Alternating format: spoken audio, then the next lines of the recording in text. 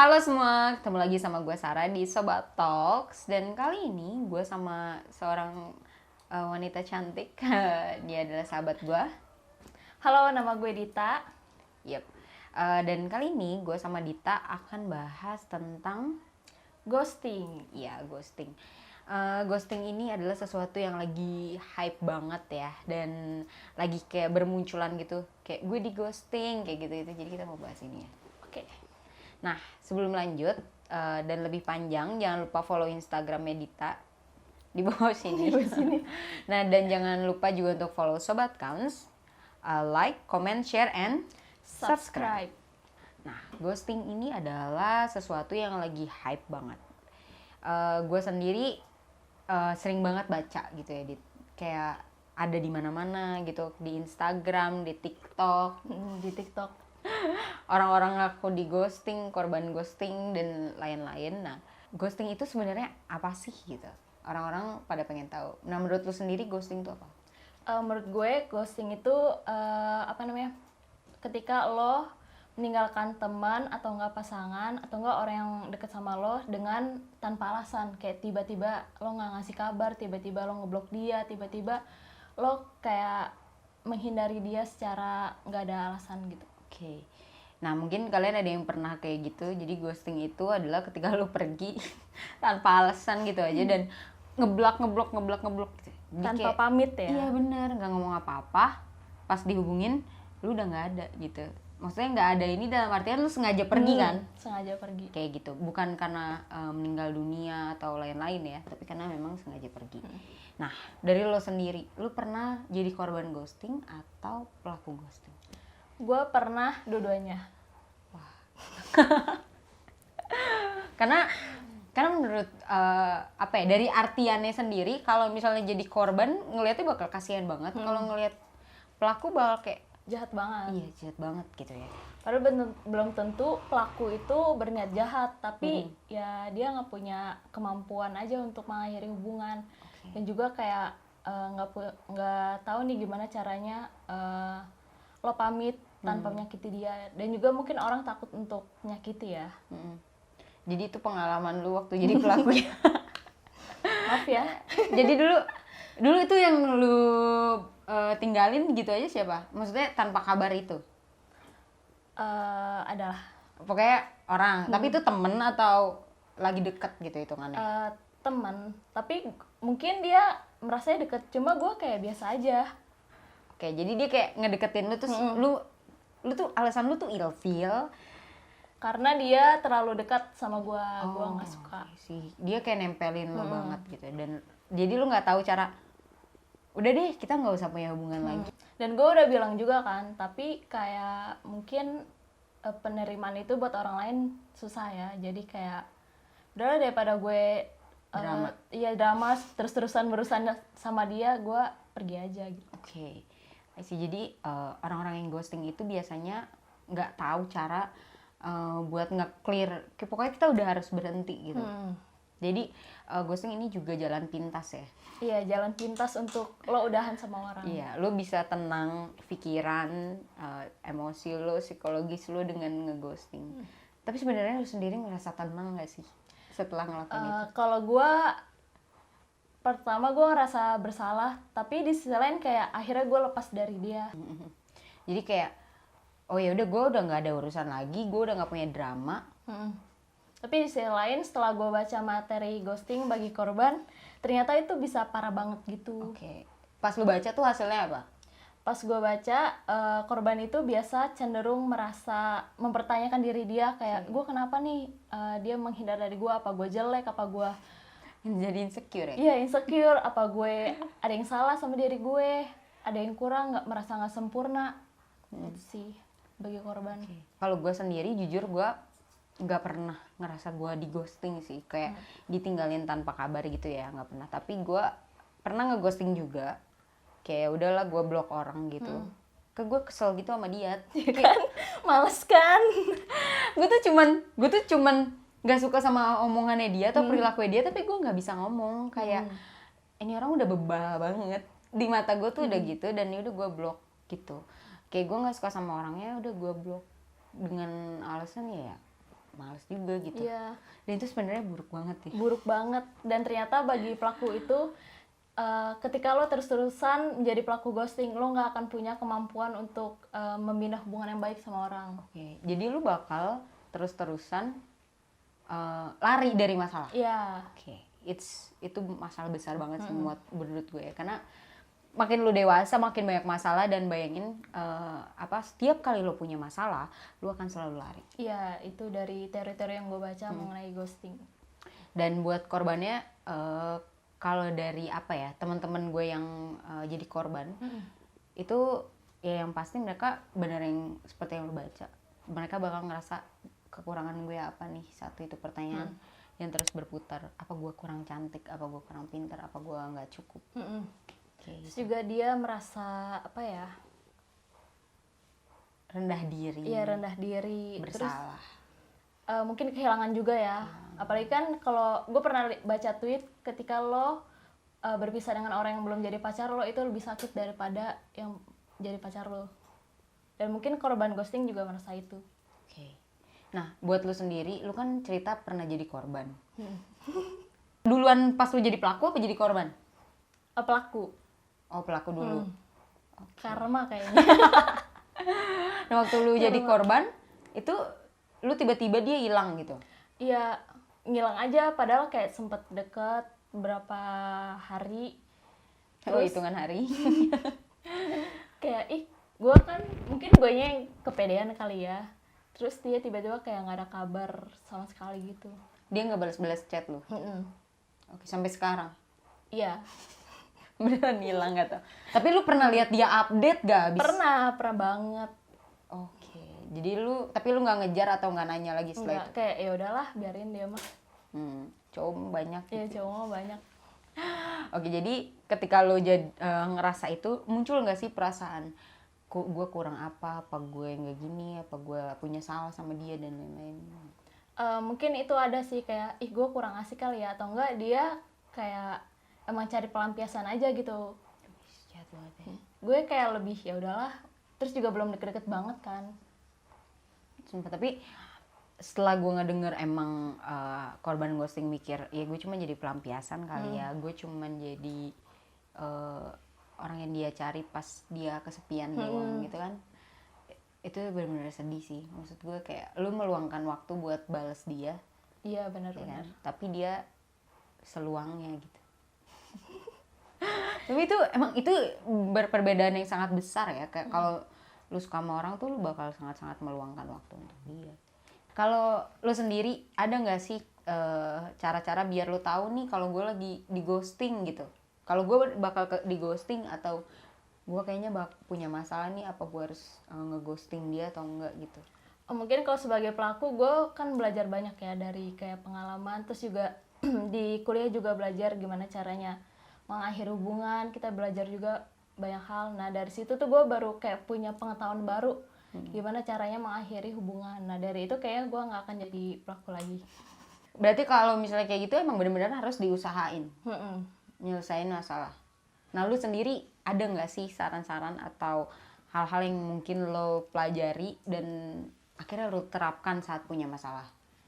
Mungkin bisa dia omongin baik-baik ya. Terus juga kayak jangan capek gitu ngadepin orang yang terlalu lekat sama lu gitu. Kayak omongin aja baik-baik, kayak benar-benar lo ngasih pengertian kenapa lo nggak cocok sama dia, kenapa lo harus berhenti deket sama dia. Jadi kayak pamit. Oke, jadi bahwa nggak semua hal harus selalu bersama ya. Gitu. Dan ini menarik banget tadi kayak lu omongin baik-baik gitu. Nah, ada nggak sih gini, karena orang tuh ngerasa kalau orang itu udah terlalu ngeselin buat kita tuh nggak bisa ngomong baik-baik sama dia. Iya. Itu fakta banget ya menurut gue. Dari lu sendiri ada nggak cara misalnya buat ngomong baik-baik sama dia, atau lu stay away dulu, apa lu ngejauhin dia dulu, atau lu langsung hadepin aja dan lain-lain? Kalau menurut gue, kalau misalnya lagi di keadaan yang emosi banget, mungkin lo menenangkan diri dulu, ngejauhin dulu, atau enggak ngeghosting, tapi ada waktunya lu balik lagi ke dia gitu untuk ngasih alasan. Oke. Jadi ghosting ini sama dengan silent treatment gitu. Oke, jadi silent treatment itu teman-teman ketika lu gue nggak suka sama Dita, tapi gue nggak bilang dan gue tinggalin Dita gitu aja, itu namanya silent treatment, dan gue memendam amarah itu. Jadi sebenarnya ketika lu pergi ninggalin dia, lu juga bermasalah nggak sih sama diri lu? Iya pastinya. Ada emosi yang tertinggal, ada masalah yang nggak beres kayak gitu. Dan menurut gue ghosting ini berakibat fatal juga untuk keadaan psikologis kita. Iya banget. Gitu. Kalau pengalaman gue ketika ada orang ngeghosting gue kejar, bener-bener gue tanya gue tanya gini, mau lo apa? Gue bilang gitu. Lo pikir gue selama ini ngejawab lo? Gue bilang gitu dulu, gue mau sama lo.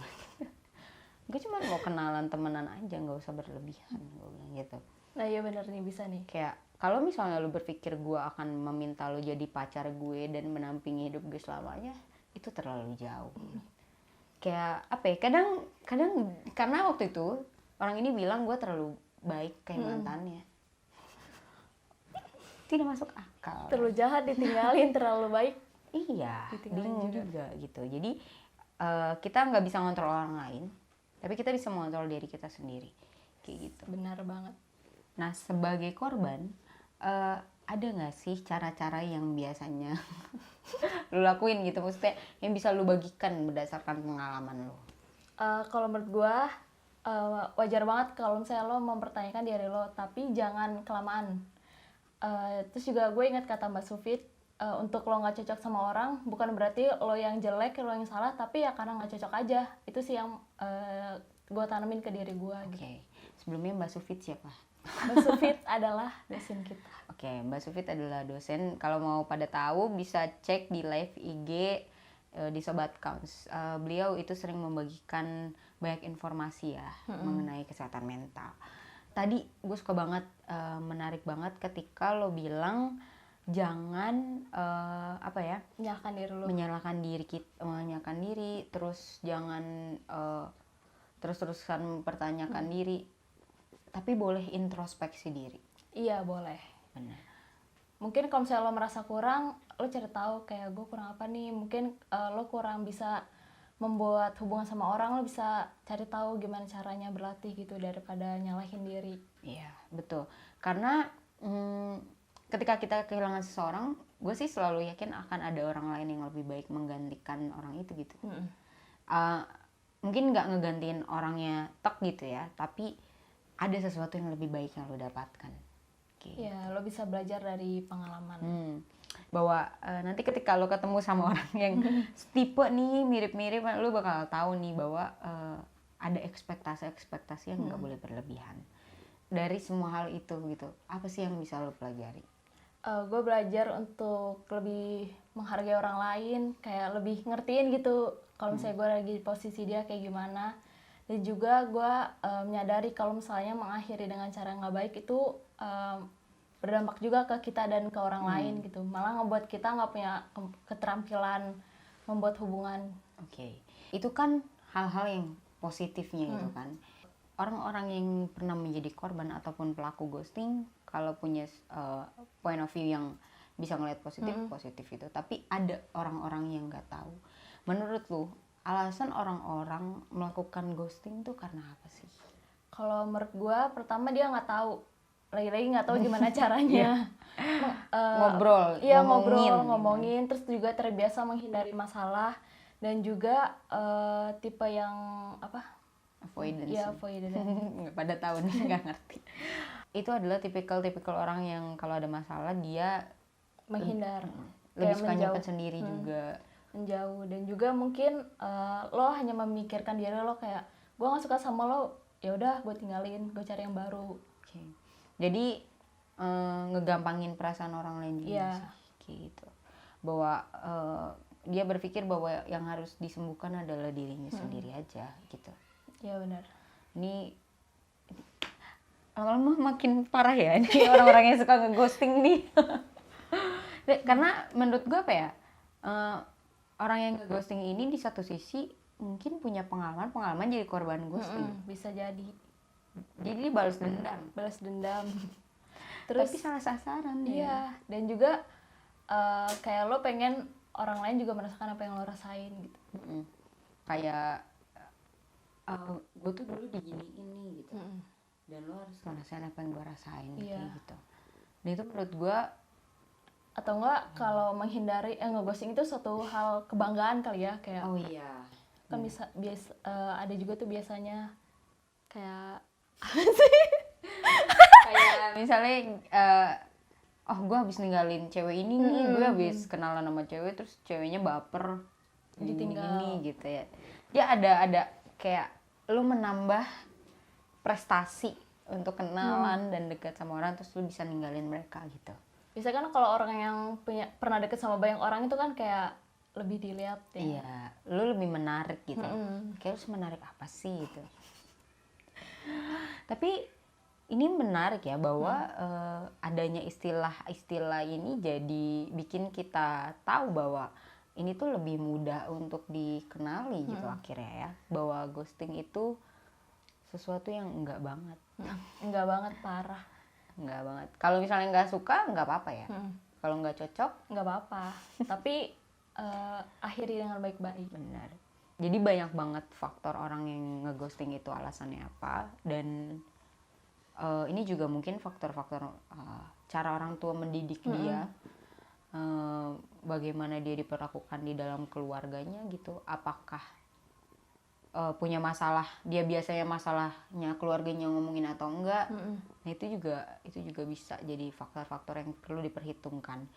Jadi ghosting ini sebenarnya masalah individu itu sama dirinya sendiri ya, yang akhirnya merembet ke orang lain. Ke orang lain ya. Ketika lu nggak bisa menyelesaikan masalah sama pikiran, sama emosi, orang lain jadi korbannya gitu. Benar banget. Karena kita punya asumsi tertentu kan sama orang lain. Iya, kayak kayaknya gue nggak bisa nih sama orang, atau enggak sebagai korban lu tuh baik banget, bisa ngertiin gue, tapi pelakunya ini nggak merasakan hal yang sama, akhirnya ngeghosting. Iya benar. Karena orang yang ngeghosting itu bukan berarti dia ngerasa dirinya lebih sempurna. Bisa jadi juga dia merasa dirinya lebih kurang. Iya, kan kadang kayak gue kayaknya nggak bisa nih deket sama dia, akhirnya pergi. Nggak pantas gitu ya. Nah ini kan orang-orang yang suka ghosting ini bisa jadi kebiasaan. Oh ya, kebiasaan. Nah menurut lu nih, kalau ada orang suka ngeghosting harus ngapain? Mungkin lo bisa lebih mengenal diri lo, dan lo belajar untuk menyelesaikan masalah. Lo banyak baca buku, jurnal, atau kan sekarang posting-posting Instagram yang lebih nggak ribet gitu ya, kayak jurnal itu kan banyak, dan lo bisa konseling juga sih. Iya, jadi itu advice yang sangat baik. Dan gue sangat setuju sih kalau lu latihan buat nggak mendahulukan emosi. Lebih melatih diri buat menjauhi masalah, tapi bukan berarti lu ninggalin masalah. Ini sumber masalah, terus lu ngerasa bahwa ini harus diselesaikan. Nggak perlu misalnya udah lagi capek, lu hadepin gitu. Lu bisa nenangin diri dulu. Iya, nenangin diri. Begitu lu hadepin lagi, lu jadi lebih siap. Kalau menurut gue gitu. Lu bisa latihan juga nggak sih bikin kata-kata di notes misalnya. Kata-kata yang nggak nyakitin ya. Kayak gue kayak nggak bisa nih dekat lagi sama lo, bukan karena lo jelek, bukan karena lo miskin, goblok atau gimana. Tapi ya karena nggak cocok aja gitu. Bisa. Banyak banget hal-hal yang bisa lo katakan. Gitu. Kayak misalnya gue merasa bahwa mungkin ketika kita lebih dekat lagi itu akan jauh lebih rumit gitu ya. Karena nggak bisa aja, nggak cocok aja gitu. Nggak sefrekuensi. Kalau zaman sekarang bilangnya gitu, nggak sefrekuensi ya. Dan menurut lo sendiri nih sebagai korban, selain tadi nenangin diri, nggak nyalain diri, ada nggak sih biar bisa menumbuhkan kepercayaan lagi sama orang baru gimana? Karena menurut gue itu susah ya. Iya, benar. Kalau korban, ntar gue ditinggalin lagi nih gitu. Sebenarnya itu wajar sih kayak ngerasa kayak gitu ya. Tapi hal yang perlu lu ingat, setiap orang itu punya karakternya masing-masing gitu. Kita nggak boleh mengeneralisasi orang lain gitu. Jadi lu harus ngelihat bahwa ketika diri lo kurang dan punya kelebihan, orang lain pun akan seperti itu. Betul. Ini seru banget ya sebagai korban dan pelaku, manusia itu bisa berubah gitu ya. Yang dulunya pelaku bisa jadi korban dan bisa jadi lebih baik. Betul. Gitu. Jadi nggak melulu harus selalu menyedihkan atau nggak melulu harus selalu melukai orang lain supaya jadi lebih bahagia. Memaafkan. Ya memaafkan dan juga menerima sih. Betul. Itu It's juga point. kayak menyibukkan diri dengan hal-hal yang lebih positif. Lebih berguna. Kayak move on ya gitu. Ya, jadi move on. Hidup itu kan terus berjalan gitu dengan atau nggak adanya kita, sebetulnya kayak gitu. Jadi buat apa lu nangisin masa lalu kayak gitu? Itu cukup dijadikan pengalaman dan pelajaran. Lebih here and now. Iya betul. Memang nggak semudah yang cara kita ngomong sih. Betul. Itu makanya fungsi profesional seperti konselor, psikolog atau psikiater untuk ngebantu kita menemukan potensi gitu. Nah, masih ada lagi pesan-pesan terakhir, mungkin enggak terakhir, maksudnya pesan buat teman-teman. Apa ya, menurut gua jangan rendah diri kalau misalnya jadi korban, karena ya bukan karena jelek atau gimana, tapi ya nggak cocok aja gitu. Manusia kan cocok-cocokan ya. Kalaupun dia menghina-hina lo, nggak perlu diiyain juga ya. Mungkin dia juga lagi ada masalah, mungkin juga dia kayak nggak tahu cara ngomong yang baik gimana. Jadi belajar memaklumi orang lain. Dan kepada pelaku, bertobatlah. Bertobatlah, karena hal yang dilakukan itu bisa membuat orang lain terpuruk. Betul. Bisa bikin orang depresi, kan? Itu bahaya banget. Dan belajar untuk meningkatkan keterampilan komunikasi dan berhubungan dengan orang lain. Bisa mulai dengan terima kasih, memberi achievement dulu sama orang ya. Kayak terima kasih sebelumnya sudah pernah hadir. Dalam banget. Jadi itu aja ya. Kayaknya nanti dikasih tahu mungkin di Instagram cara-caranya. Boleh. Cara-cara buat menghentikan sebuah hubungan dengan yang baik gitu ya, tanpa harus meninggalkan ngekat gitu. Satu materi selanjutnya. Lumayan. Oke. Sekian dari kami berdua. Mohon maaf apabila ada kesalahan. Jangan lupa like, comment, share, and subscribe. See you on the next video. Bye-bye.